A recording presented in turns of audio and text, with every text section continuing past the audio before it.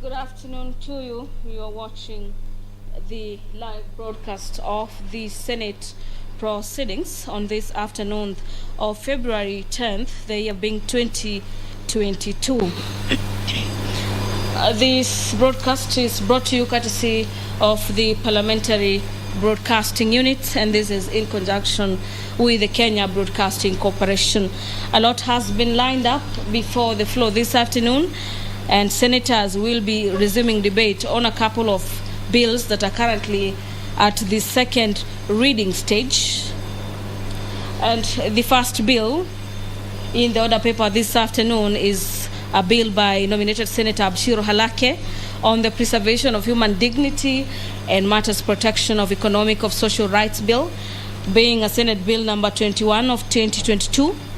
Thereafter, the House is going to move into the Committee of the Whole, where the committee will be considering and making amendments to a variety of bills, and the Heritage and Museums Bill, the County Oversight and Accountability Bill, the County Government's Amendment Bill, the Intergovernmental Relations Amendment Bill, Bill number 37 of 2021, as well as the Lifestyle Audit, a bill by Senator Farhia Haji, are some of the bills that will be considered by the Committee of the Whole. The Coconut Industry Development Bill, Bill number 24 of 2021 by the Chairperson Standing Committee on Matters Agriculture, is also a bill that senators will be making their input on this afternoon session. The Chairperson Standing Committee on Matters National Security, Defense and Foreign Relations will be petitioning the House. This is in regards to matters concerning the circumstances which led to the murder of Miss Joanna Starchberry, and this being a report that followed a petition before the floor of the House. The chairperson will be tabling that particular report in regards to that particular petition. A couple of papers also set for tabling, and these are the report of the Auditor General on how different county governments managed their finances for the financial year ending June 2019 as well as June 2011. The report varies from the Baringo County. Another county is Nyandarua. There will also be a report by the Auditor General on the financial statements of I-10 Touchback Water and Sewerage Company for the year ended 30th June 2019. A couple of statements will be made before the floor of the House, where members will be seeking a variety of answers. And this is pursuant to Standing Orders number 48, subsection 1. And to just highlight some of the senators who will be seeking statements, the first one is Senator for Siaya County, Honorable Senator James Rengo, who will be seeking statement from the Standing Committee on National Security regarding the circumstances surrounding the death of Mr. Vitalis Makatango Kinda. The Senator for Nandi, Senator Samson Cherargei, will be seeking a statement from the Standing Committee on Matters Tourism on the ban of the export and dealings in the scrap metal in Kenya. Pursuant to provisions of Standing Orders 52, subsection 1, the Senate Leader of Majority will be issuing a statement of this is in regards to the business of the Senate for the week commencing Tuesday, 5th February 2022. The Senator for Kericho County, Senator Aaron Cheriot, will be seeking a statement from the Committee on National Security on the alleged discrimination in the issuance of national identity cards. This is in secondary schools across the country. And nominated Senator Millicent Omanga will also be seeking a statement from the Standing Committee on Matters Finance and Budget, and the statement concerns the unsettled statutory deductions for the staff at the Nairobi County City.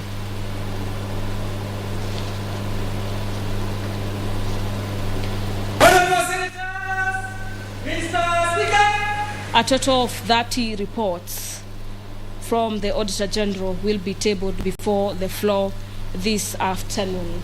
With the business of the House just about to commence with the entry of the Speaker, Honorable Ken Lusaka, I'm now handing over for the live broadcast. My name is Gladys Mungai. Enjoy your viewing.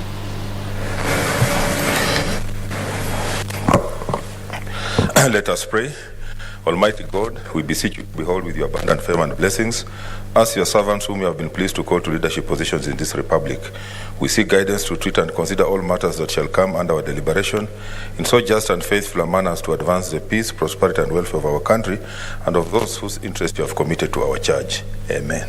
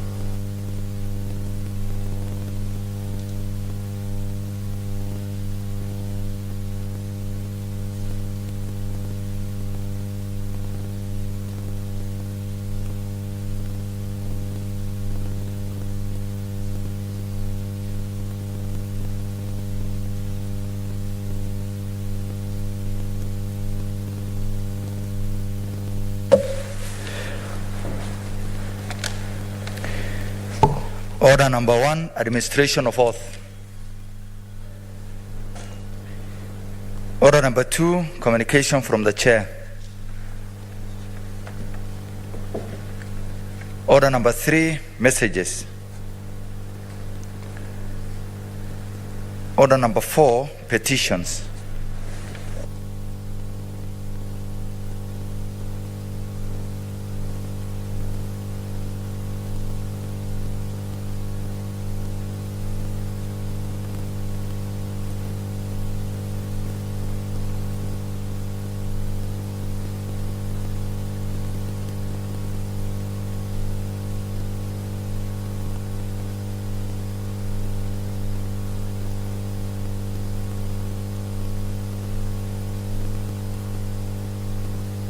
Chair, National Security.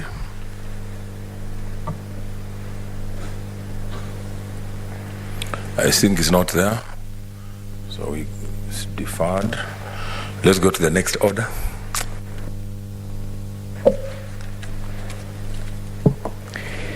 Order number 5, papers.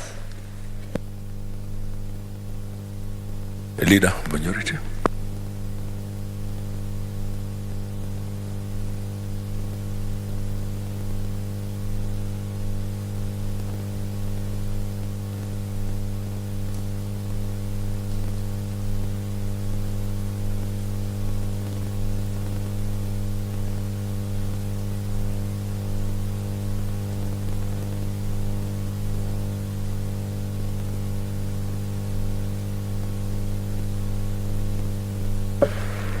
Mr. Speaker, sir, I beg to lay the following papers on the table of the Senate today, Thursday, 10th, the 10th of February, 2022. 1, report of the Auditor General on the financial statement of Baringo County Executive Members Mortgage Scheme Fund for the year ended 30th June 2017. 2, report of the Auditor General on the financial statement of Baringo County Small and Medium Enterprise Fund for the year ended 30th June 2017. 3, report of the Controller General, Control of Budget on the annual County Government Budget Implementation Review for the financial year 2020-2021. 4, report of the Auditor General on the financial statements of Eldoret Water and Sanitation Company Limited for the year ended 30th June 2019. 5, report of the Auditor General on the financial statements of Nyandarua Water and Sanitation Company Limited for the year ended 30th June 2019. 6, report of the Auditor General on the financial statement of Tana Water Works Development Agency, formerly Tana Water Services Board, for the year ended 30th June 2019. 7, report of the Auditor General on the financial statements of Limuru Water and Sewerage Company, Company Limited for the year ended 30th June 2019. 8, report of the Auditor General on the financial statements of Itentam Water and Sewerage Company Limited for the year ended 30th June 2019. 9, report of the Auditor General on the financial statements of Gatanga Community Water Scheme for the year ended 30th June 2019. 10, report of the Auditor General on the financial statements of Mandera Water and Sewerage Company Limited for the year ended 30th June 2019. 11, report of the Auditor General on the financial statements for Kwale Water and Sewerage Company Limited for the year ended 30th June 2019. 12, report of the Auditor General on the financial statements of Nakuru Rural Water and Sanitation Company Limited for the year ended 30th June 2019. 13, report of the Auditor General on the financial statements of Busia Water and Sewerage Services Company Limited for the year ended 30th June 2019. 14, report of the Auditor General on the financial statements of Kahuti Water and Sanitation Company Limited for the year ended 30th June 2019. 15, report of the Auditor General on the financial statements of Naivasha Water and Sanitation Company Limited for the year ended 30th June 2019. 16, report of the Auditor General on the financial statements of Amatsi Water Services Company Limited for the year ended 30th June 2019. 17, report of the Auditor General on the financial statements of Kikuyu Water Company Limited for the year ended 30th June 2019. 18, report of the Auditor General on the financial statements of Gusi Water and Sanitation Company Limited for the year ended 30th June 2019. 19, report of the Auditor General on the financial statements of Githunguri Water and Sanitation Company Limited for the year ended 30th June 2019. 20, report of the Auditor General on the financial statements of Migori Water and Sanitation Company Limited for the year ended June 30th, 2019.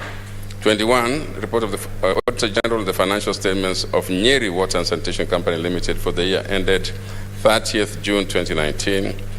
22, report of the Auditor General on the financial statements of Nanyuki Water and Sewerage Company Limited for the year ended 30th June 2019. 23, report of the Auditor General on the financial statements of Nyahururu Water and Sanitation Company Limited for the year ended 30th June 2019. 24, report of the Auditor General on the financial statements of Kirinyaga Water and Sanitation Company Limited for the year ended 30th June 2019. 25, report of the Auditor General on the financial statements of Embu Water and Sanitation Company Limited for the year ended 30th June 2019. 26, report of the Auditor General on the financial statements of Mombasa Water Supply and Sanitation Company Limited for the year ended 30th June 2019. 27, report of the Auditor General on the financial statements of Embe Water and Sanitation Company Limited for the year ended, I guess it is Embe or Embu, but Sanitation Company Limited for the year ended 30th June 2019. 28, report of the Auditor General on the financial statements of Rukanga Water and Sanitation Company Limited for the year ended 30th June 2019. 29, report of the Auditor General on the financial statements of the Tavevo Water and Sewerage Company Limited for the year ended 30th June 2019. And 30th, report of the Auditor General on the financial statements of Isiolo Water and Sewerage Company Limited for the year ended 30th June 2019. I thank you, Mr. Speaker. Thank you. Next order.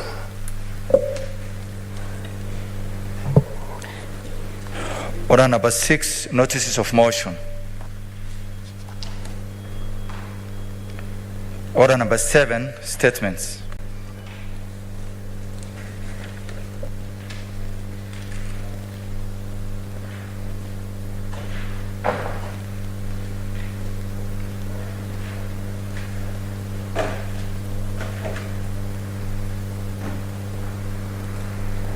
Senator James Agri Orengo,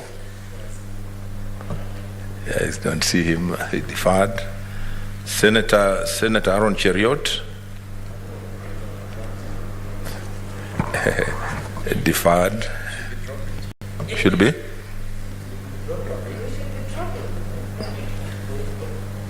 Okay, nominated Senator Millicent Omanga. Dropped. Senator Samson Cherargei.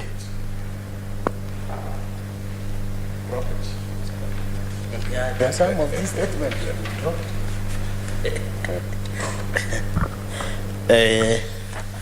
Mr. Speaker, request for statement on the ban of the export and dealings in scrap metal in Kenya. Mr. Speaker, sir, I rise pursuant to Standing Order 48-1 to seek a statement from the Standing Committee on Tourism, Trade and Industrialization on the ban and export and dealings in scrap metal in Kenya. And Mr. Speaker, you have to note that people who live and deal and do scrap metal business are around 3 million Kenyans. In the statement, the committee should, 1, state the policy behind the indefinite and inconsiderate ban on scrap metal export and dealings in Kenya, giving reasons for the move. 2, state whether relevant stakeholders in the industry were involved. 3, state the number of culprits that have been brought to book concerning vandalism, malpractices, to protect the sector instead of the total ban, which is causing joblessness, anguish, pain, and hurting genuine business people in the trade. Number 4, Mr. Speaker, sir, state the precautionary measures, if any, the government has put in place to cushion the thousands of workers who work in this industry whose jobs have been affected by the move, considering that large manufacturing companies such as Associated Battery Manufacturers, ABM, Mr. Speaker, and you saw the MD even saying that they have closed business and they are likely to move out of the country and therefore losing revenue, and people who have lost jobs have warned of imminent closure due to lack of raw materials by the Associated Battery Manufacturers. Mr. Speaker, the final one, state the targeted measures, if any, that the government has put in place to curb illegal dealings in the sector while providing clear timelines for proper regulatory frameworks to be put in place. And it is important, Mr. Speaker, with your indulgence, that this matter be expedited, if it is possible, even not the usual 14 days, at least within the next few days, Mr. Speaker.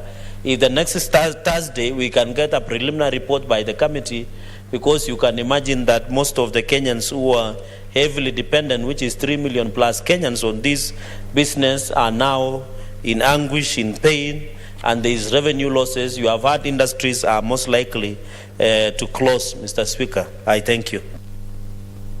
Senator Bogisho.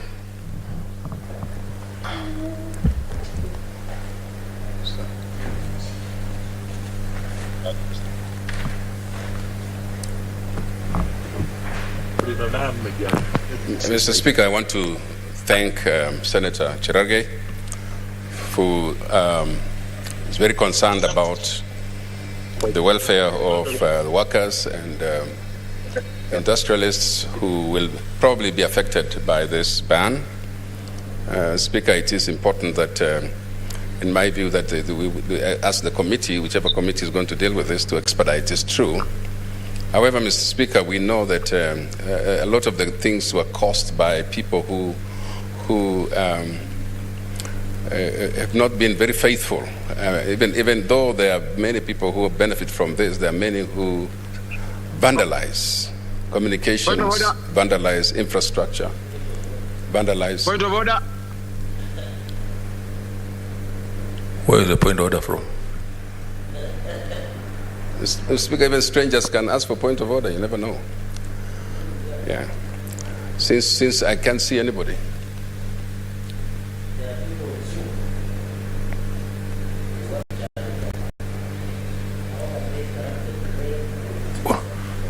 Who is the member on Zoom?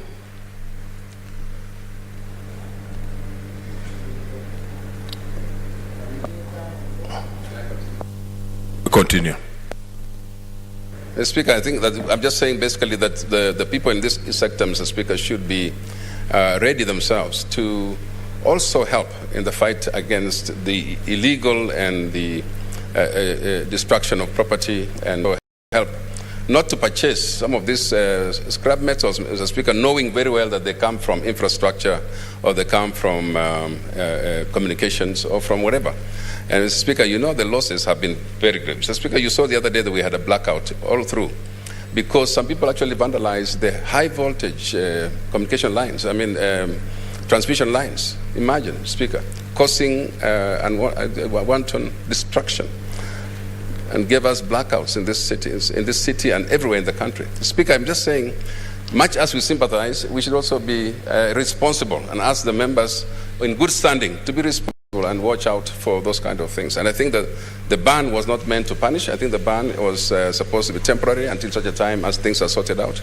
And so I hope then that the committee responsible will quickly return with help, with advice and with answers as has been asked. But I do want to say it's a good move that we are concerned about industry. We are concerned about our young people who are working there or employees of those companies. But on the other hand, also be cautious, Mr. Speaker. So I support. Senator Musuruve.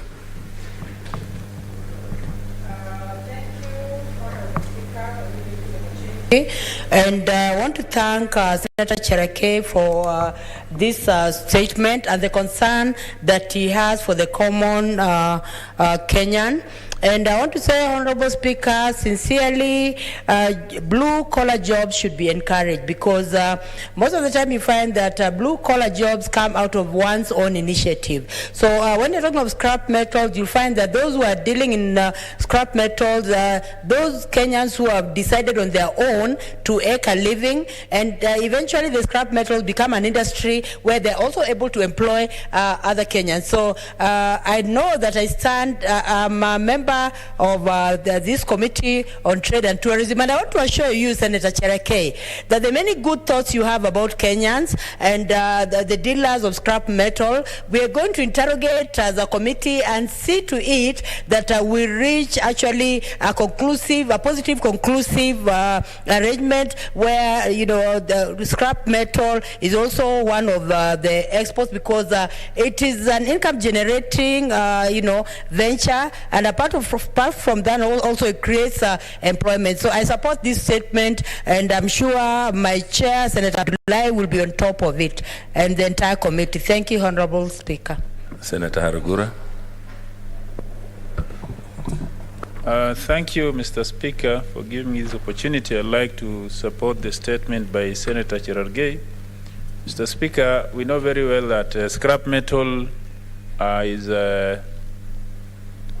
for the dealers, those who buy, is a source of livelihood. Also, it's a raw material for industries in this country like the Juakali sector, the steel manufacturing industry, like the battery manufacturing industry. They all use these.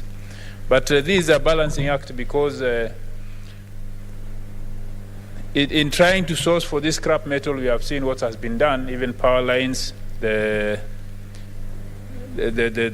pylons have been vandalized, and we have had the country plunge into blackout because of that. And I believe that is one of the reasons why the government has banned the export of this and dealing in scrap metal. But there is need to balance the two. Here is a balancing act. While considering that this source of livelihood, there must also be enough measures to make sure that the scrap metal is not sourced by vandalizing useful utilities, but strictly from the unused or the now not useful sources, like the already used things like the motor vehicle parts from scraps and all that. There must be a very clear policy on where scrap metals can be sourced from, and that policy needs to be put in place. And I think that is what this statement is about. The government putting in the necessary policy to curb illegal dealings while still allowing the legal dealings to continue Mr. Speaker, I support and I hope that the committee will act with speed so that the Kenyans who have been benefiting from these sectors are also not made to stay out of getting their means of livelihood from this sector while still having proper policies in place. So there is need to urgently come up with a policy and implement it so that both sides benefit. Thank you, Mr. Speaker.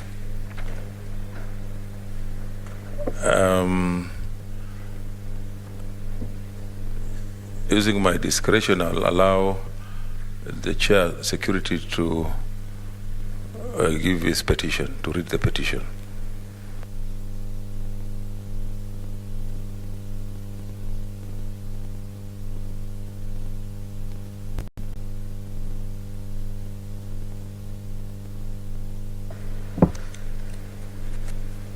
Mr. Speaker, I beg to lay the following petition report on the table of the Senate today, 10th February 2022.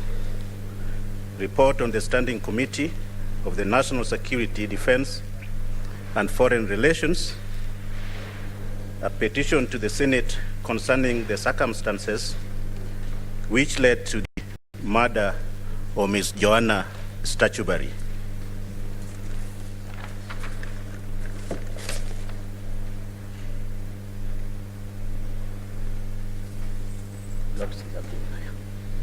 Mr. Speaker, if you would recall this petition regarding the murder of Ms. Joanna Statuary, a protector of an environment and natural resources, was brought to the Senate by Senator Halaki Abshiro, MP, on 4th August 2021, and consequently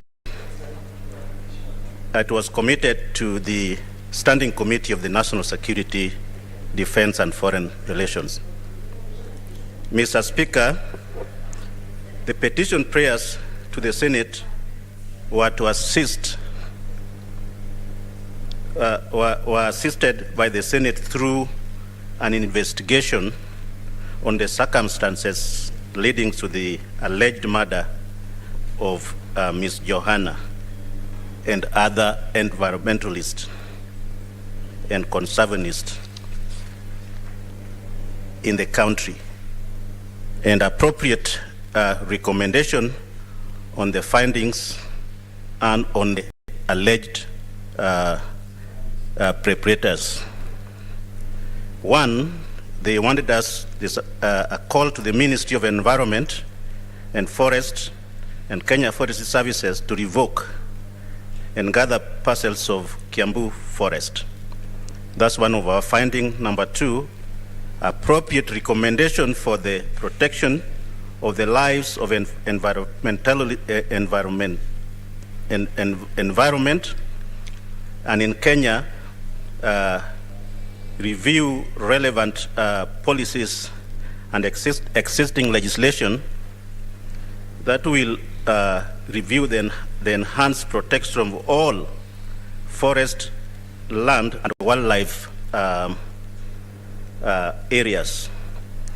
Mr. Speaker, in order to address the prayers of the petitioner, the committee met with various stakeholders in relation to the petition, who include the petitioner's Conservanist Alliance of Kenya.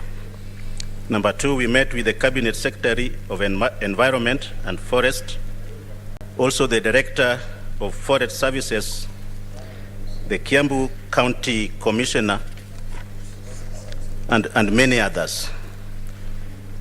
And Mr. Speaker, during the committee investigation into the murder, the committee established that on the 15th July 2021, an environmentalist, Ms. Joanna Statuary, was shot dead outside her home in what appeared to be outright murder. It is of importance to note that after meeting the petitioners, they were requested to furnish the committee with a list of other people who had ever been threatened but was not forthcoming. That Ms.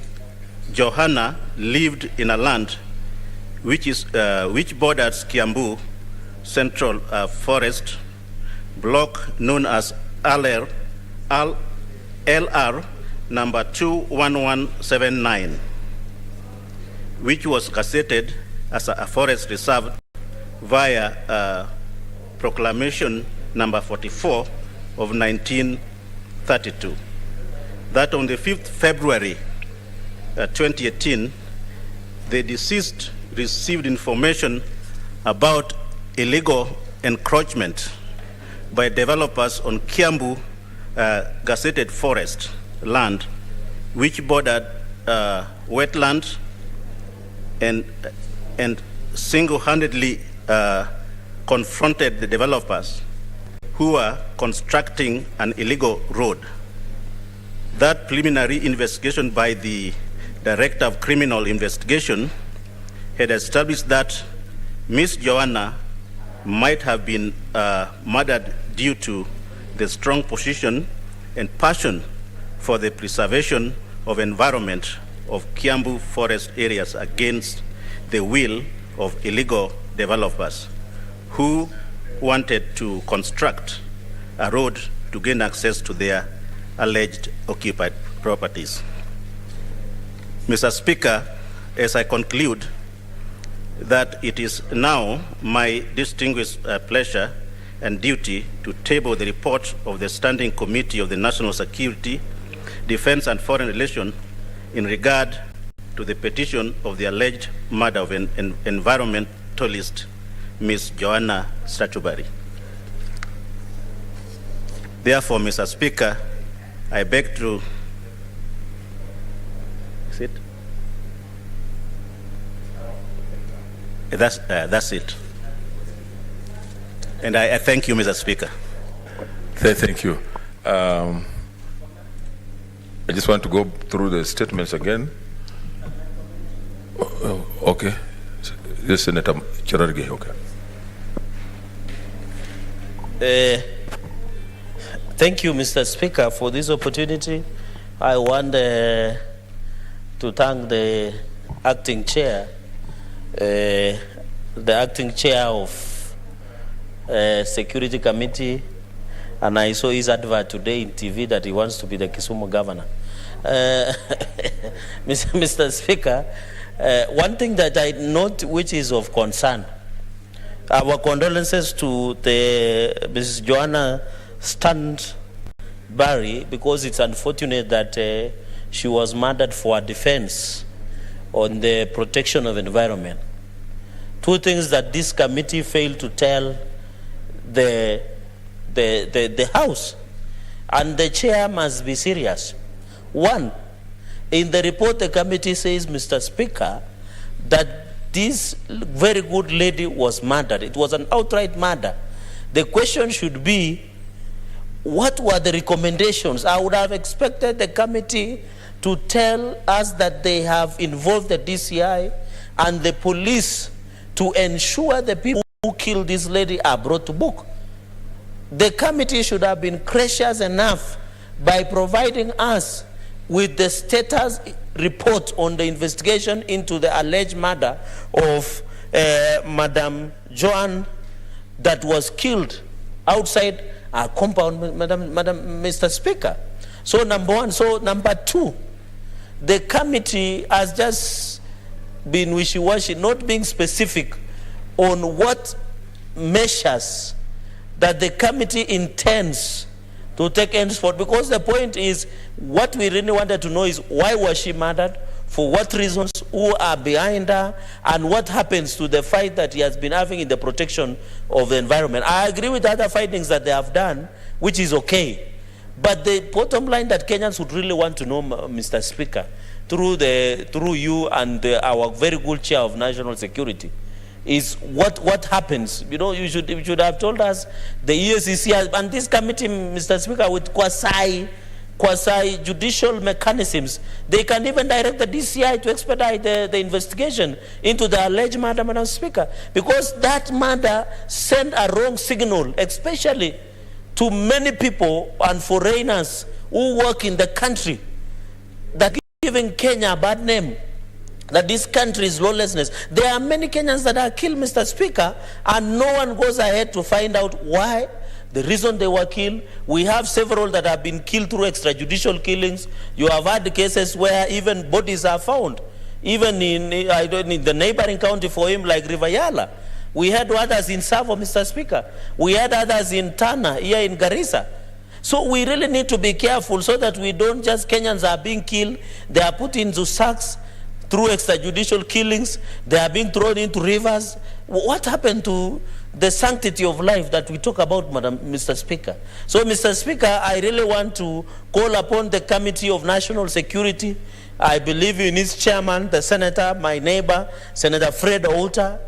I always know he's a rabble rouser, but I don't know why he feared to slay the dragon at this point. I know he enjoys a close working relationship with government. He should have used those networks, Mr. Speaker, to even tell the family of our sister, or even other activists or other Kenyans. They would have really wanted to know the status of investigations into the alleged murder of our environmentalists. So for those many remarks, I think the committee can still look at their report. But at this point, Mr. Speaker, I am a bit cagey to say that I support this report. I think the chair should be given more time to give us hard-hitting and practical recommendation. I thank you, Mr. Speaker. Senator Stewart Mazayo.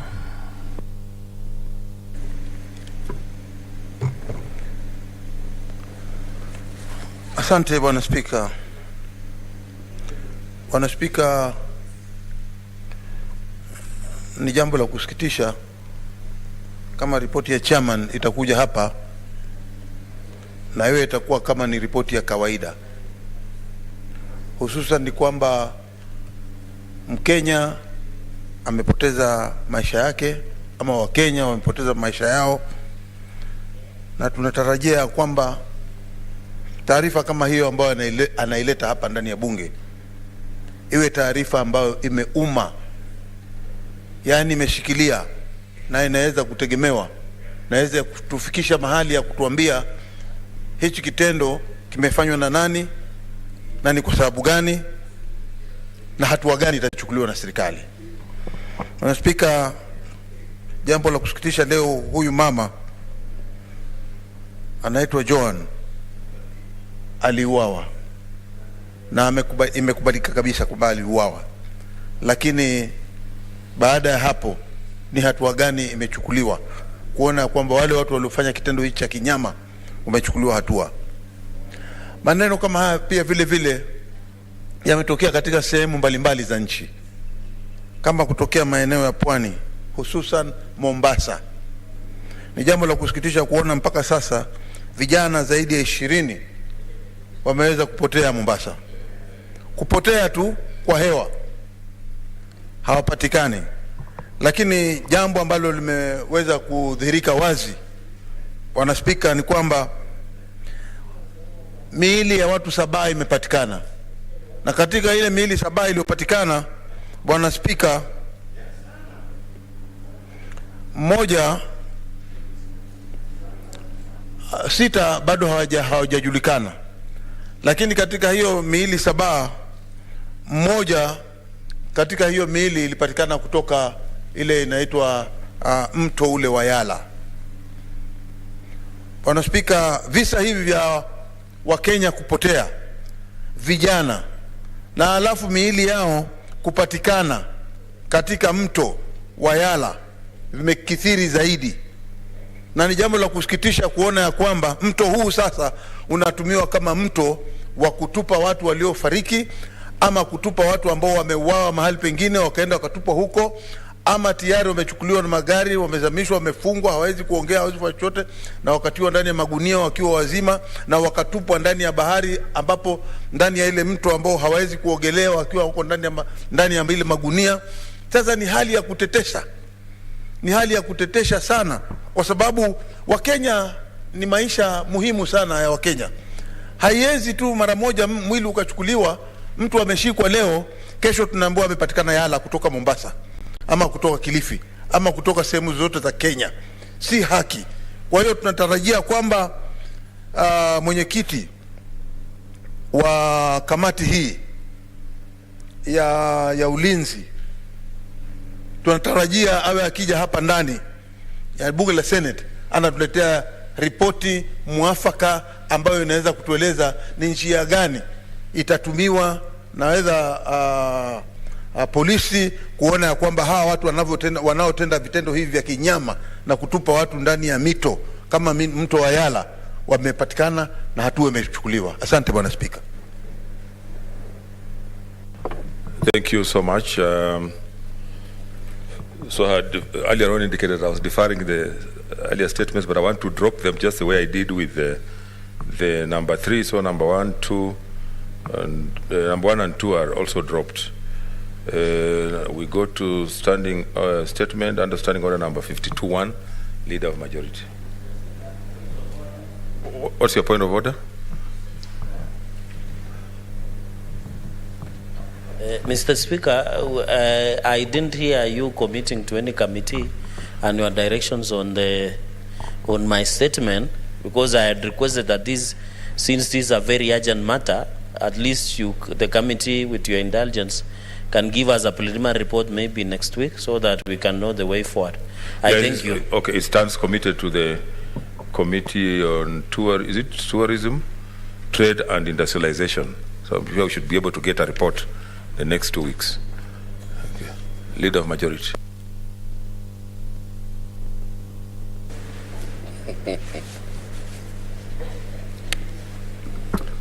Mr. Speaker, I beg to give a statement on the business of the Senate for the week commencing Tuesday, 15th February 2022, pursuant to Standing Order 52-1. Mr. Speaker, sir, pursuant to Standing Order 52-1, I hereby present the Senate the business of the House for the week commencing Tuesday, 15th February 2022. Allow me to take this opportunity to welcome Honorable Senators back from the long December 2021 to January 2022 recess. I might also add Happy New Year, Mr. Speaker. I trust that you are all well and that have had an opportunity to interact with constituents, family, and friends. Mr. Speaker, as indicated in the Honorable Speaker's communication at the commencement of this session, the 6th session is projected to be a short one. It's February to June. The same was validated upon the approval of the Senate calendar yesterday, Wednesday, 9th February 2022.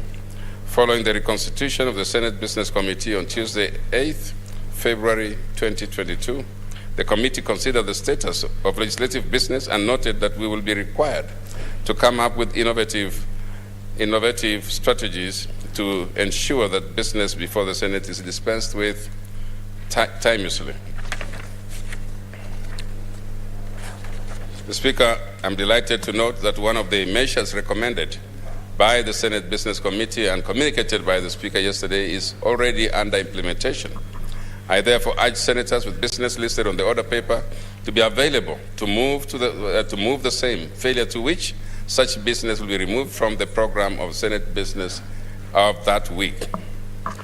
Mr. Speaker, sir, the business before the Senate includes 8 bills at the Committee of the Whole stage, 21 bills at the second reading stage, and another 20 bills undergoing concurrence process pursuant to Article 110(3) of the Constitution.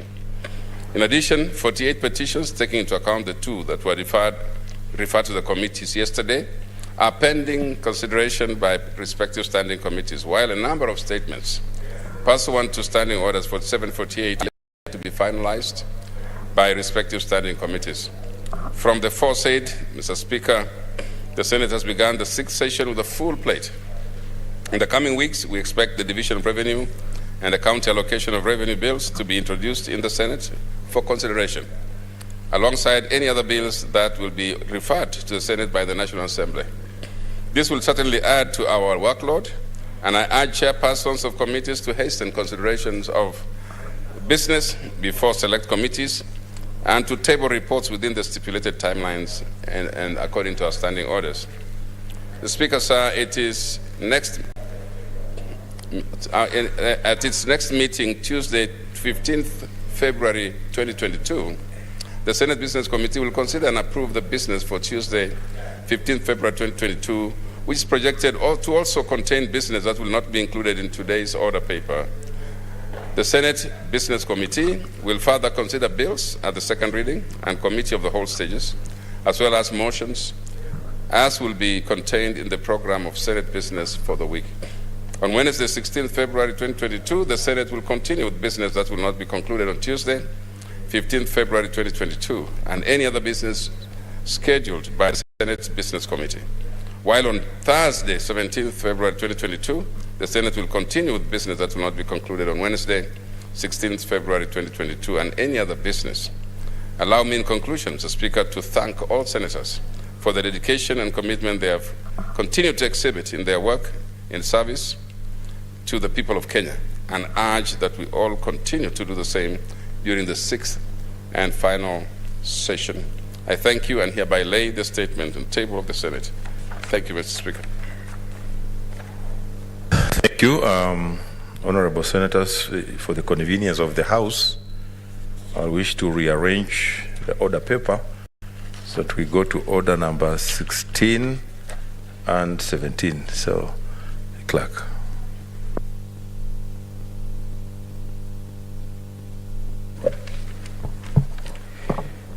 Order number 16, the Irrigation Amendment Bill, National Assembly Bills number 12 of 2021, second reading.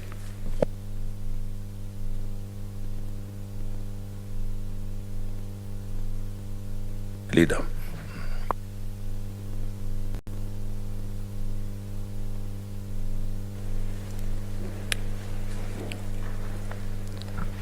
Mr. Speaker, sir, I beg to move that the Irrigation Amendment Bill, National Assembly Bills number 12 of 2021, be now read as second time. The Speaker, a little about the progression and the journey that this bill has traveled. The bill was published on the 16th April 2021, passed by the National Assembly and referred to the Senate on the 21st of October 2021. This bill principally seeks to amend Irrigation Act 2019 to expand the administration and management of irrigation matters by the National Irrigation Authority and ensure adoption of the best practices in irrigation, as well as sustainable development of irrigation infrastructure, investment, and financing. Additionally, Speaker, the bill intends to consolidate the provision, management, and administration of land, both in national and public irrigation schemes, as well as inter-county schemes for public use. Mr. Speaker, in recent years, Kenya has experienced food shortages arising from declining farm productivity owing to low fertility levels, high input costs, and changing weather patterns in the face of rising population. Key among these is the weather unreliability of rains, which is due to effect of climate change, and the fact that Kenya agriculture is heavily dependent on rain-fed systems. This has put the majority of Kenyans in constant state of requiring food relief and farm input subsidies, and a rising concern among public and social institutions. The Speaker, the irrigation has taken a wider step in improving farming in Kenya, a move that has really boosted the level of agriculture in the less endowed areas. Strengthening of irrigation, therefore, the strengthening of irrigation legal framework, therefore, will be an important tool for food security, poverty alleviation, and mitigation against the effects of climate change. In this regard, the importance of the bill cannot be gainsaid. Mr. Speaker, specifically, the bill proposes the following amendments. In Clause 3, 4, 5 of the bill seeks to amend Sections 3, 6, and 8 of the Act by expanding the administration and regulation of irrigation frameworks. The Speaker, Clause 6 of the bill seeks to amend Section 9 of the Act to provide for the appointing and nominating authorities in line with the Constitution. C, Clause 8 of the bill seeks to amend Section 13 of the Act to harmonize the provision of Irrigation Act Water Act and Water Resources Management Rules 2007. Clause 10 of the bill seeks to amend Section 16 of the Act by substituting the reporting obligation under the Act from the Department to the Irrigation Authority. Clause 11 of the bill seeks to amend Section 17 of the Act. It proposes amendments that take into account the already existing legislative and regulatory structures when prescribing administrative and regulatory framework on water storage. Speaker, Clause 12 of the bill seeks to amend Section 20 of the Act by inserting the words "subject to mandatory approvals" immediately after the word "a scheme." Speaker, Clause 13 of the bill seeks to amend the Act in Section 22 on annual estimates to include estimated expenditures for development of infrastructure and the provision of irrigation services. Clause 14 of the bill seeks to amend the Act in Section 27 to include the output level of results in monitoring and evaluation.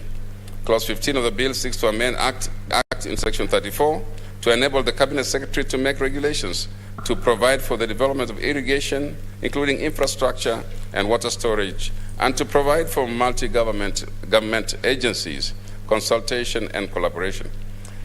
Clause 16 of the bill seeks to amend the Act in the schedule in paragraph 2 to provide for other conditions for removing of a board member by the Cabinet Secretary.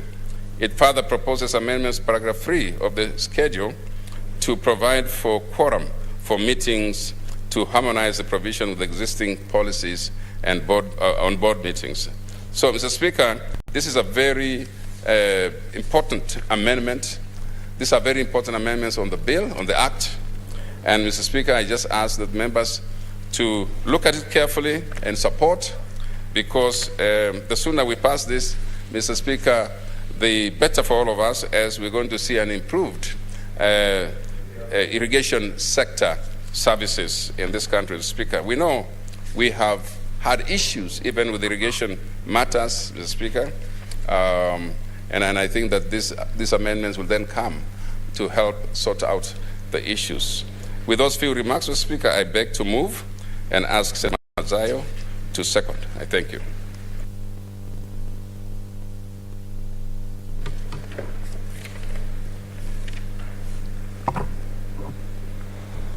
Asante Bwana Spika. Bwana Spika, kwanza nataka kuunga mkono hii bill ya mageuzi kidogo katika unyunyizaji wa maji. Bwana Spika, tunaweza kuona kwamba ukulima ni uti wa mgongo wa nchi yetu ya Kenya, na hususan bili hii ikiwa inahusikana na unyunyizaji wa maji, ni kumaanisha ni jukumu muhimu sana katika nchi yetu, ili kuona ya kwamba tumeweza kutengeza chakula cha kutosha ama mimea ambayo inaweza kuzaa vyakula vya kutosha kustahimili wa Kenya, kwa sababu tunakumbwa na janga la njaa mara kwa mara. Kwa hiyo hii ni sekta ambayo ya unyunyizaji wa maji katika mashamba itaenda kwa muda mrefu kusaidia wa Kenya. Baa la njaa katika Kenya tunajua ni donda sugu ambalo kila mwaka wa Kenya tunaweza kuwapoteza katika maisha yao. Kwa hiyo mimi nikiunga mkono hii bill ambayo inaleta mageuzi kidogo hapa na pale, kwamba inaweza kutengeza sheria ikakuwa mwafaka kuhusikana na unyunyizaji wa maji katika nchi yetu na ikasaidia sheria hii. Mimi naunga mkono. Asante sana Bwana Spika. I propose a question which is that the Irrigation Amendment Bill, National Assembly Bills number 12 of 2021 be read a second time. Senator Cherargei.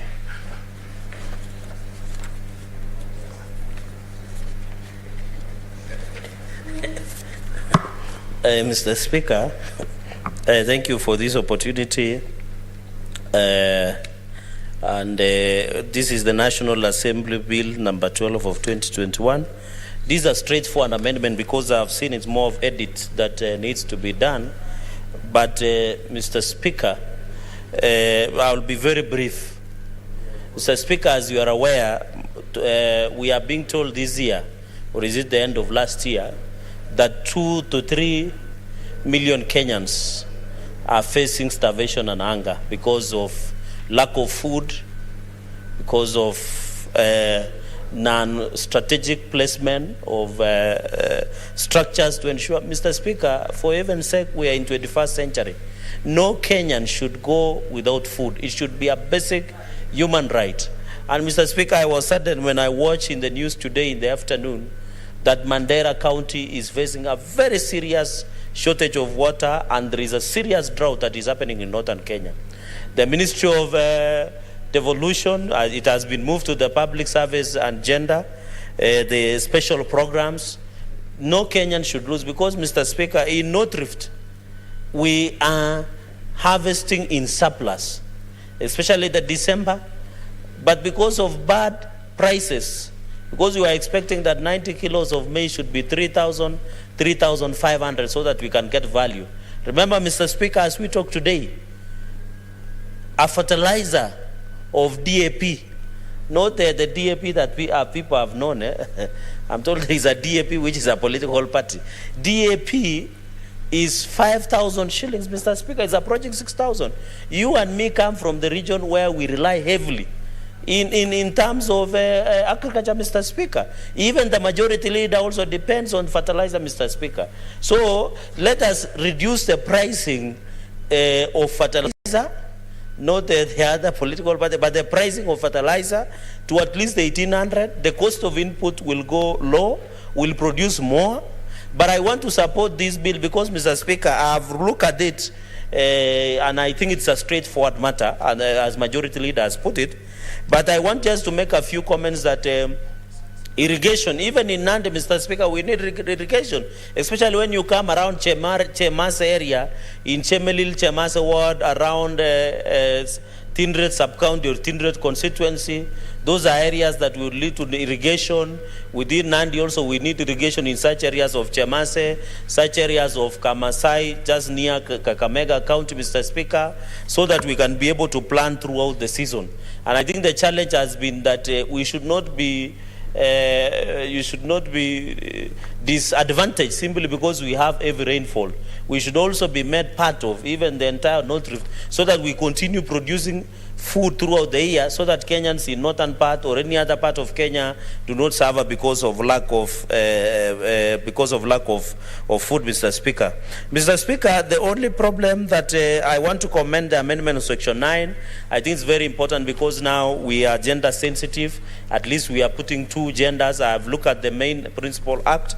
It was not there. I want to commend this. Secondly, I want to commend the inclusion of county governments in part of the nominees, that there are 4 that are being submitted by Council of Governors, which is significant because the principal act under Section 9 had not factored that.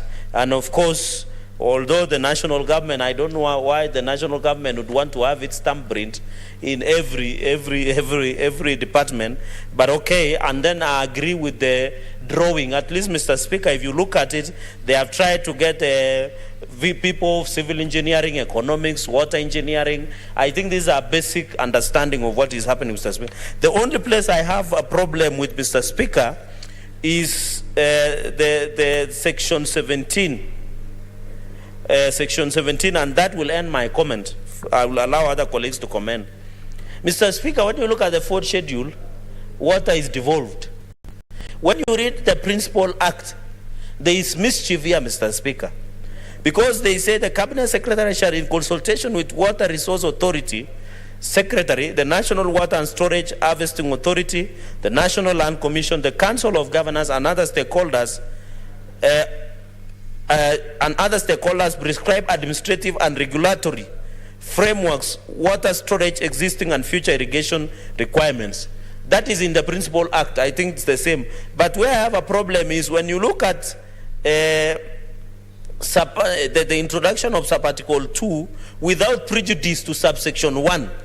the cabinet secretary shall ensure that irrigation development are planned and implemented. But what we are forgetting, Mr. Speaker, is under the fourth schedule, the role of water has been fully devolved. So the Ministry of Water should be minimal. It should have been minimal as the smallest mustard seed that the Bible talks about it. That is only the smallest seed, Mr. Speaker, in Matthew. So I don't know why the minister will have sweeping powers and saying without prejudice, which it can mean it can ignore. I wish they would have said, shall ensure that in consultation with county governments, Mr. Speaker, because we are the protector of devolution under Article 96. These small amendments, Mr. Speaker, and you know when I used to be the chairman, JLAC, they used to bring omnibus. You can, Mr. Speaker, we are reversing the gains of devolution by doing this minimal, and the retired judge will understand this better, Justice Stewart Manzayo, is that they are bringing very small changes, but very little and dangerous to devolution, Mr. Speaker. So, Mr. Speaker, you cannot tell that the stakeholders can participate in the formation and formulation of the policy of irrigation and also implementation, but you can come and tell the minister you can still come through the back door and come up with any implementation, which means we are just, in other words, taking back to where we are trying to run away from. And that is why you find the Ministry of Water is controlling a lot of money that should have been used through revenue allocation and ensure, Mr. Speaker, we give our people water. The biggest threat, in fact, in Kenya, Mr. Speaker, we should no longer be discussing about waterborne diseases. We should no longer be discussing that Nairobi does not have water. Yet the function has been devolved. I agree that it should be cross-cutting in terms of policy directions that have been provided, Mr. Speaker. So, Mr. Speaker, I really want to say that this is a threat to devolution, this provision. I wish the Parent Act should have been retained the way it is.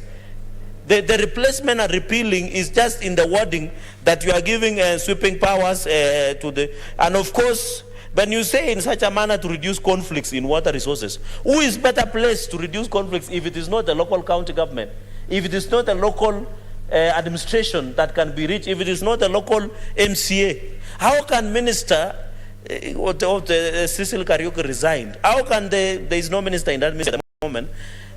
How can the minister in Nairobi know the problems that people are facing in Mandera, in Wajir, in Nandi, in West Pokot? I thought the best placed person is the governor, because he understands the nature of conflicts that we have. So, Mr. Speaker, I think I will bring an amendment to that. I know the worry of the majority leader is that this matter might go back, Mr. Speaker, to the arbitration committee or mediation committee. But let us not allow, and I want to say this, let our senators be keen.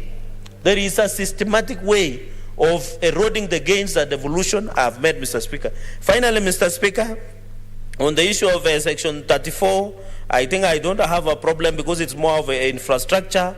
The issue of expenditure, Mr. Speaker, and monitoring and evaluation, I agree with amendment of Section 27. The Principal Act has not provided that, which is important because also we would want to know what are the mechanisms that have been provided for monitoring and evaluation, for development, governance, management, regulation. Because, Mr. Speaker, apart from health and these sectors like education, the heavily funded sector is water. And there are many donors who would likely to support Kenyans, Mr. Speaker. It's so painful that Kenyans cannot get clean water. It is a basic human right. It is unfortunate that people from northern Kenya and Ukambani who experience erratic rains cannot do farming. And those places are fertile, Mr. Speaker. All of us here have traveled to such areas. And they know if those people are provided with reliable irrigation, Mr. Speaker, they can be able to plant their own food and be food sufficient. It is unfortunate that as we talk about this, the infamous Kulalu Kalana has been swallowing money. But the Kenyans are yet to see value for that irrigation project, Mr. Speaker. Why do we put a lot of money to Kulalu Kalana if we can subdivide to counties and allow counties to have the irrigation, Mr. Speaker? So there is no value that we are giving to the people. I don't see your card. Do you want to be informed, Senator Cherargei? A retired judge, why would I decline? Okay. It must be good information. Asante Bwana Spika. Bwana Spika, le shamba la Galana Kulalu hakuna tena. Kwa hiyo haitamsaidia hata akilisema sasa kama pengine lilitumika vibaya ama namna gani, ni kwamba limefungwa, hakuna kazi yoyote inaendelea kule katika Galana. Thank you, Mr. Speaker. Thank you, Senator Stewart Mansayo, for that information. And of course, the point I'm trying to make, in as much as we want to go, is that money has already been spent. That is what I wanted to... There is a point of order from Leader of Majority. The Speaker, is the retired judge, my friend, the Honorable Senator for Kilifi, in order to mislead this House and mislead the nation by misinforming us that the Kulalu is dead? Mr. Speaker, while I know to the contrary that they even have had harvests this year. Is it in order to mislead us, Mr. Speaker? Senator Mazayo, since you come from there, you may have to give more information. Yes. Bwana Speaker, pengine kiongozi wa walio wengi hajaweza kufahamu vyema ni kwamba hivi sasa serikali ndio inafanya mipango ya kuweza kuwekeza wale watu ambao wanataka kutengeneza shughuli ya Galana Kulalu, mambo ya mimea, mambo ya mazao na kila kitu. Lakini hivi sasa tukiongea ni kwamba upande wa Galana Kulalu hivi sasa, ikiwa area yangu mimi mwenyewe ninayowakilisha hapa ndani ya bunge, haifanyi kazi. Hakuna chochote ambacho kinatendwa katika lile shamba la Galana Kulalu. Leader of Majority. Mr. Speaker, I think coming from the fact that I am responsible here for government business, and I know, and I have information, Mr. Speaker, the fact that there was no crop this year doesn't mean it is dead. But the fact that he doesn't see what's going on, it's not visible, Mr. Speaker. I want to inform him that it's a lot of activity and that's going on. And so let us allow it to happen. Mr. Speaker, I think it will be misleading to say it's dead, because I know, Mr. Speaker, that the government is putting a lot of effort to make sure that it is an ongoing irrigation scheme, in fact, to be one of the biggest irrigation schemes in the country. Yes, Senator Mazayo. Bwana Speaker, sijui kwa nini tunajibishiana na kiongozi, na mimi naongea kwa upande ule ambao ninaufahamu vizuri na ni eneo langu. Ni kwamba shamba hili sasa limepata mabwenyenye. Ni kwamba wameweza kulikata mapande. Serikali imeweza kukata mapande. Akitaka nitoboe nitatoboa. Linaweza wameanza kukata mapande na kugawanya, na watu wale wanaishi pale, wanaoishi katika maeneo hayo mashamba hawajapewa. Na iko kesi kubwa sana ambayo sasa tumeleta kwa serikali ya kwamba wenyeji wenyewe wapewe katika yale maeneo ambao Galana Kulalu ni pande mbili. Galana iko Kilifi, Kulalu iko Tana River. Kwa hiyo lazima yeye anaweza kuelewa katika yale maeneo. Maneno haya sasa yanajibishiwa kwa hali ya kwamba watu wanazungumza iweze kugawanywa kisawa sawa na haki ya wale wakaaji wa pale. Kama ni Wagiriama wanaketi hapo, wapewe haki yao. Kama ni hao mashamba, wapewe mashamba yao. Ndio sababu nakwambia Bwana Spika ya kwamba hiyo biashara ya kwamba Galana Kulalu inazaa mazao imesimamishwa kufikia hivi sasa. Na hivi sasa ndio watu wako katika ile process ama katika zile njia za kuweza kugawanya hiyo, kuweza ku-identify wale wakaaji wa maeneo hayo, wapewe maeneo yao, na alafu kule ambao kutabaki basi wanaweza kuleta watu wengine. Serikali inaweza kuleta watu wengine. Bado hatujakubali katika hiyo maneno. Ukae ukijua hivyo. I don't know how long this is going to take. Mr. Speaker, I don't want this to go any further. I just want him to understand that his version is inspired by his political side of things. But Mr. Speaker, as late as this week, last week, we were with the Ministry of Agriculture, Speaker, in Mombasa, of irrigation, and we were dealing with this same matter with all information, Mr. Speaker, given to us about what the government is doing in order to irrigate much more land. But Mr. Speaker, there is no such a thing as giving away land to people, except if it is designed so that, Mr. Speaker, you have a portion for irrigation. What the government is doing in Galana, Kulalu, I don't know about the separation of the two. As a project, it's going on, Mr. Speaker. I just want us to end there. It's going on, and I think it will be up to him to convince his people about it. But, Mr. Speaker, we should not end up in this House declaring a multi-billion shilling project that the government is invested in dead. I don't think that's not the position at the moment. Thank you. Order, senators. I think it's a matter of interest, and maybe from where I sit, I can direct that the Committee on Agriculture visits the project and gives us an accurate report on what is on the ground, because it's a matter of a lot of interest. Hiyo wenyewe kupewa sasa, hiyo ni story ya siku nyingine. Proceed, Senator Cherargei. Mr. Speaker, I'm wondering why the majority leader is saying Senator Stewart Manzayo, his political side. I thought they are in Azimio together. Mr. Speaker, and I tend to agree with Senator Stewart Manzayo because Kilifi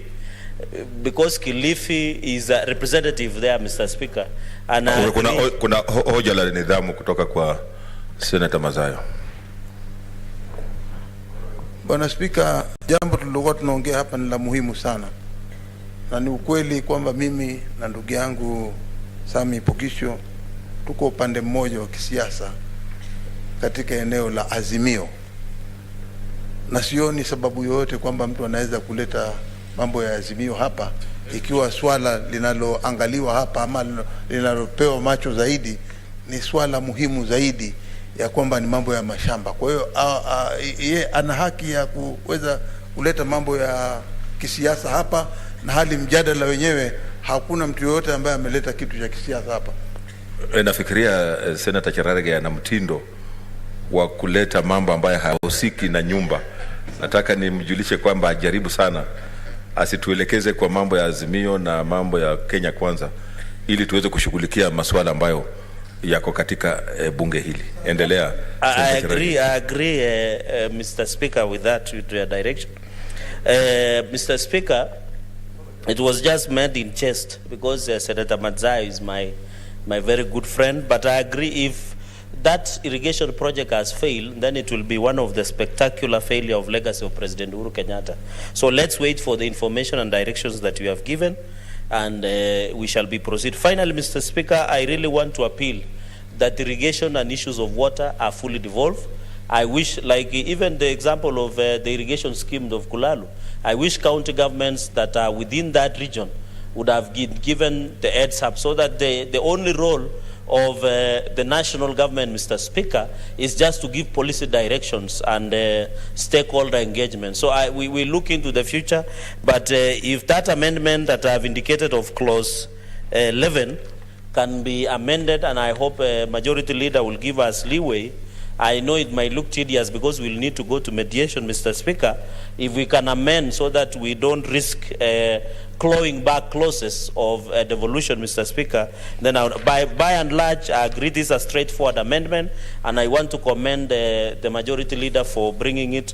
And also, I hope, Mr. Speaker, the same speed we are using to process National Assembly bills, I wish the same favor would be redone by our lower sister house, Mr. Speaker, so that our bills do not get ages there. So I hope, Majority Leader, as you pick other bills from the National Assembly, kindly be also telling them to process our bills as fast as. I thank you, Mr. Speaker.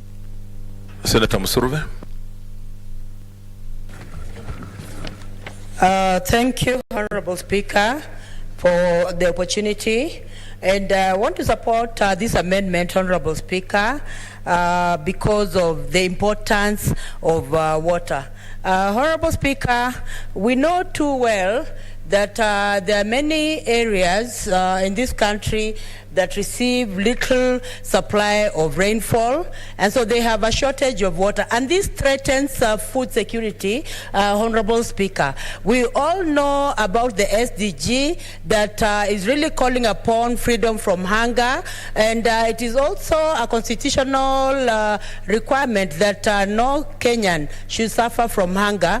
And so, Honorable Speaker, I want to say that these amendments are really timely in ensuring that everyone is free from hunger. Look at places like Northeastern, Honorable Speaker, where they just get a pocket, of water. Now, Honorable Speaker, I'm really in agreement with the CS, Cabinet Secretary, being involved in ensuring that when it comes to irrigation, it is planned. And it is also implemented. Because, Honorable Speaker, there are many cases of projects coming in place. They're not planned and they're not implemented. Now, a case in point is we were talking of a project yesterday in the Senate that started way back, some 10 years ago, and it has not been complete. So when the CS is brought on board, the CS will ensure that the project of irrigation, before it starts, it is planned. And even when it is planned, it is also implemented. And even when it's implemented, Honorable Speaker, it needs to have a time frame of conclusion, Honorable Speaker. There is no need of, the government or county governments coming up with projects that are indefinite when it comes to completion. Now, Honorable Speaker, I also want to talk about, periodical reports about the irrigation scheme. There needs to be a periodical report in the Senate, or the floor of the Senate, even in the National Assembly, as to how the project of irrigation is going on, Honorable Speaker. So that even when money is taken there, we know for sure that the money that is being taken there is going to do a certain, project, and the money should be given in staggered form, so that by the time the project is coming to a conclusion, then that is when the contractors are given the last batch of their monies, Honorable Speaker. Honorable Speaker, I just want to also point out on an amendment that has come out clearly on 13, concerning estimated expenditure for development of irrigation, and also estimated expenditure for provision of the services, Honorable Speaker. When this project of irrigation is coming up, in whichever area, there's need to have an estimated amount of money that is going to use in terms of developing this project, and this money is also oversighted. And there's need also to have an estimate of how much money will be used in ensuring that there's delivery of this service to an NG, Honorable Speaker, because we are talking of freedom from hunger. And if we are going to actualize freedom from hunger, then we have to ensure that the expenditure of the project, comes out clean.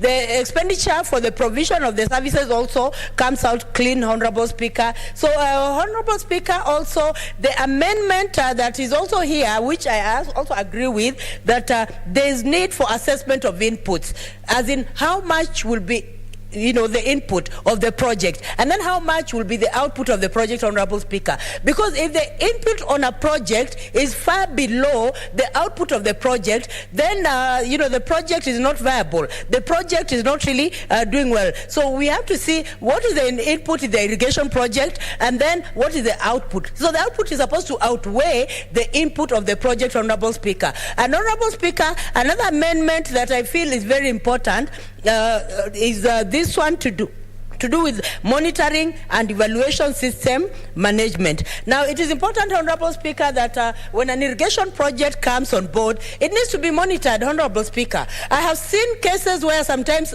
NGOs can go to a place, they even buy a very big tank to harvest water of even 60,000.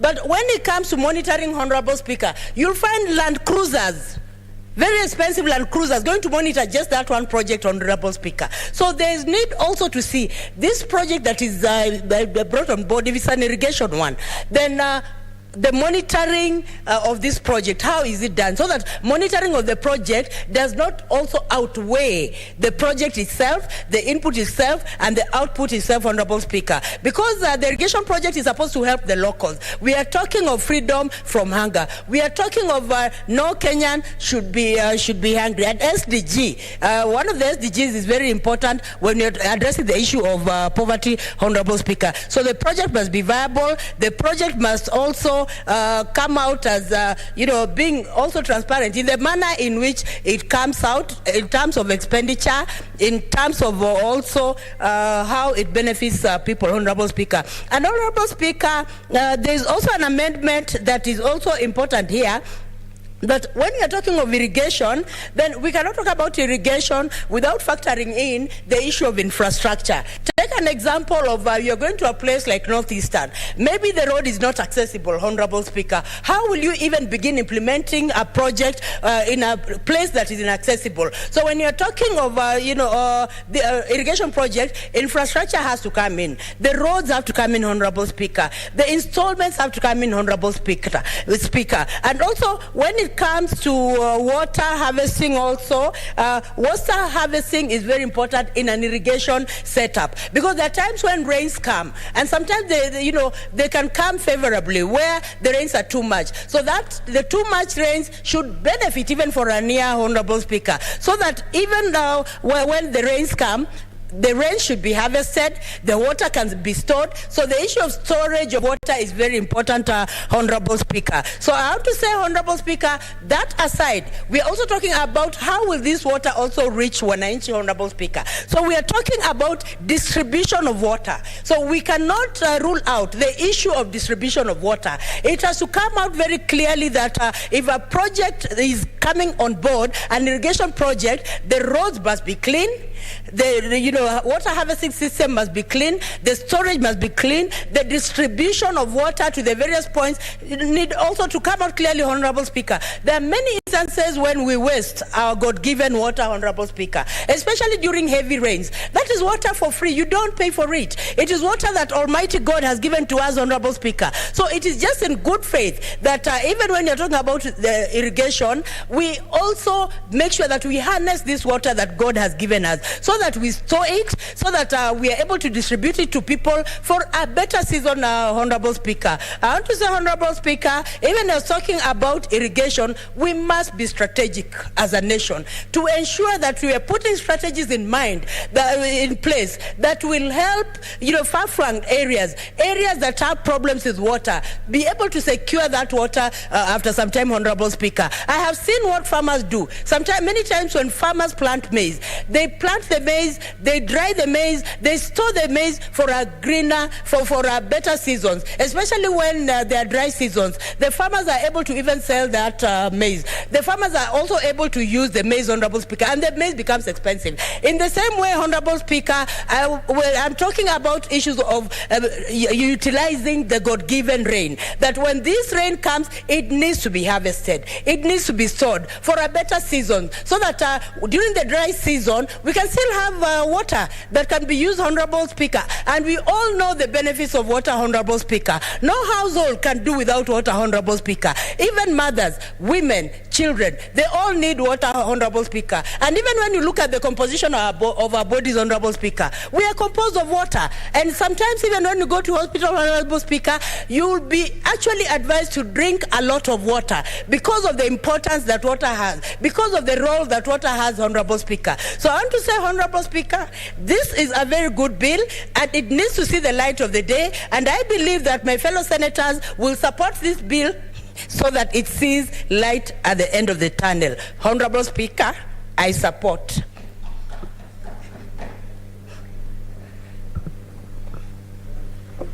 Senator Shionga. Thank you, Madam Speaker, for giving me this opportunity to support the Irrigation Amendment Bill. Madam Speaker, I want to start by saying that it's very important, and we all know that any amendment to any bill, it creates an opportunity for improving, especially livelihood of us Kenyans, and even creating job opportunities. Madam Speaker, when we look at irrigation bill that has been set with us, or the amendment bill, Madam Speaker, when we look at the productivity, it's improving the productivity of Kenyans in spending on foreign exchange, especially in the importation of foreign food that we keep on importing in Kenya, whereas we have burst of land. So these irrigation schemes, if we have irrigation schemes that have been managed well or are going to be managed well, and we make use of it in terms of even investing in terms of labor, then we are improving on Kenyans. I've talked about saving on foreign exchange. Again, I say that we shall save much more money that we use when we import things like rice that we can plant in Kenya using irrigation schemes.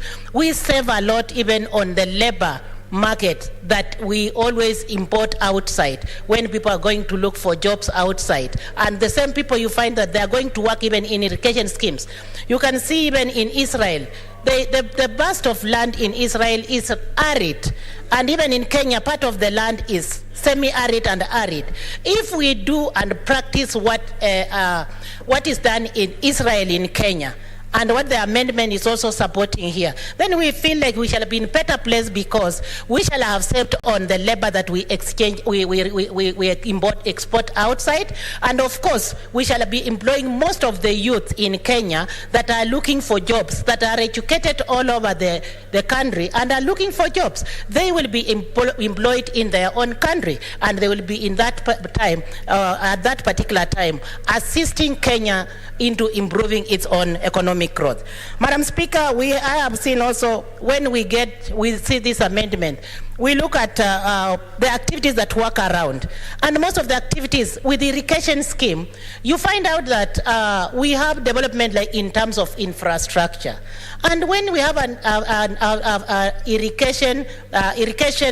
this bill of irrigation passing, then development then goes with it, because we cannot only invest where we do not have infrastructure. So the two things, the infrastructure and development, they will all work together, and we shall be improving parts of our countries that have not developed, that have not seen infrastructure since the beginning of its independence. So I just want to say that I support the amendment, and I support the irrigation bill, because food production will be there. We shall be feeding our own Kenya. We shall be lessing money in foreign exchange. We shall be improving in development, improving in infrastructure development, and even we shall be improving on the livelihood of Kenyans, who then depends on those irrigation schemes to get food, to get employment, and to get other things, especially the basic needs that they need. And even the towns around the irrigation scheme can improve. We find out that when we have an irrigation scheme like in Bura or in Mwea, there are towns that start growing up. And those towns, you get that people are getting self-employment. And those are the things we want to improve in Kenya. Those are the issues we want to sort out in Kenya. And those are the benefits that Kenyans are looking forward in improving livelihood of Kenya. Otherwise, I want to thank you, Madam Speaker, and I support the amendments. Thank you, Senator. Senator Pareno Judith. Thank you, Madam Speaker, for giving me this chance to contribute to these amendments to the irrigation sector.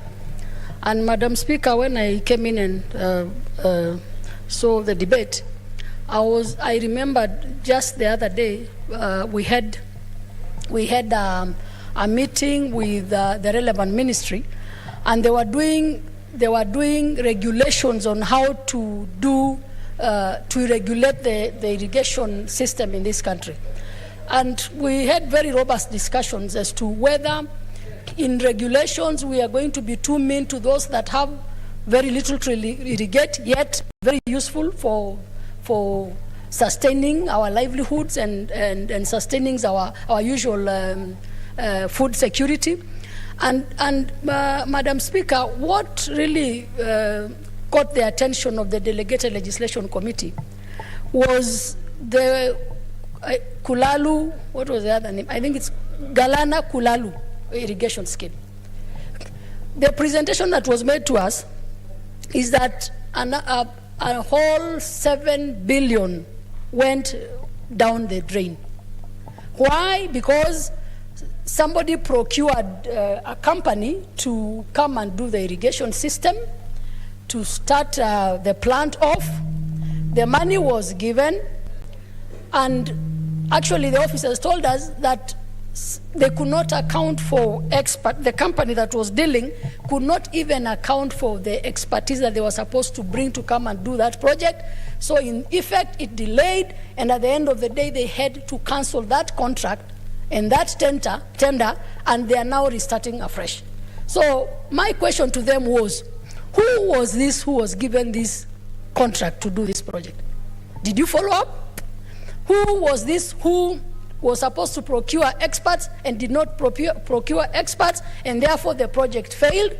And what have you done as a ministry or as government to ensure that that person accounts for the 7 billion that went down the drain? Did you ever arrest? Did you ever investigate? Do we have a report on that? Madam Speaker, we were shocked to be told that we are yet to start following on that, yet it is almost 7 or 5 years down the line. So our question was, did we intend to just appoint somebody to take that money down the drain? Because if we are not even following on that money, then what are we doing? So it is not the laws in this country that are insufficient. The laws are there. We keep amending. We are speaking, saying that we need food security. We do irrigation.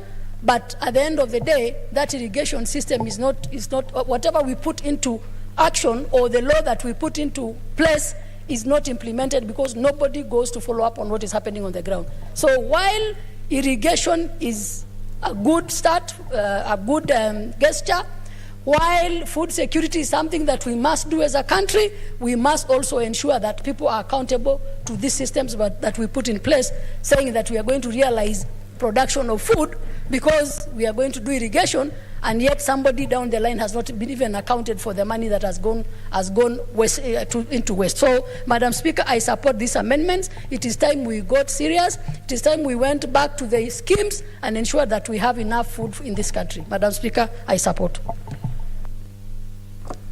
Thank you, Senator.